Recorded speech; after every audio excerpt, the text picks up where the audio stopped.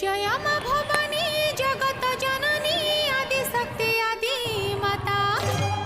भुवन मोहिनी सिद्धि प्रदायिनी कौन भुवन